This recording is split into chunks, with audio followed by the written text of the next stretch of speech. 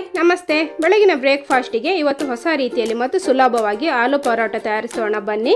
ಇದಕ್ಕೆ ನಾನು ಬೇಯಿಸಿ ತುರಿದ 2 ಆಲೂಗಡ್ಡೆ, ಹಸಿಮೆಣಸು, ಶುಂಠಿಯನ್ನು ಈ ರೀತಿಯಾಗಿ ಪುಡಿ ಮಾಡಿ ಹಾಕೊಳ್ಳಿ. ಕೊತ್ತಂಬರಿ ಸೊಪ್ಪು, ಬಿಳಿ ಎಳ್ಳು, ರುಚಿಗೆ ತಕ್ಕಷ್ಟು ಉಪ್ಪು, ಜೀರಾ ಪುಡಿ ಹಾಕ್ಕೊಂಡಿದ್ದೇನೆ. ಇನ್ನು ಇದಕ್ಕೆ 2 ಕಪ್ಪಿನಷ್ಟು ಗೋಧಿ ಹುಡಿ ಹಾಕ್ಕೊಳ್ತೇನೆ. ಹಾಗೆ 1 ಸ್ಪೂನ್ನಷ್ಟು ತುಪ್ಪ ಹಾಕ್ಕೊಂಡು ಒಮ್ಮೆ ಚೆನ್ನಾಗಿ ಕಲಸಿಕೊಳ್ಳೋಣ.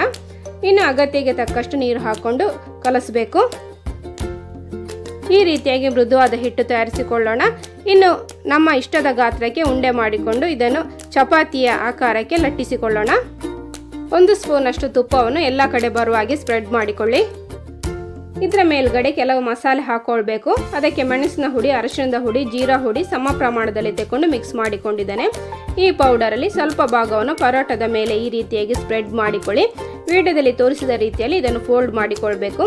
ಪುನಃ ಇದನ್ನು ಲಟ್ಟಿಸಿಕೊಂಡು ಕಾದ ಕಾವಲಿಗೆ ಹಾಕೊಳ್ಳೋಣ. ಮೇಲ್ಗಡೆ ತುಪ್ಪ ಹಾಕೊಳ್ಳಿ.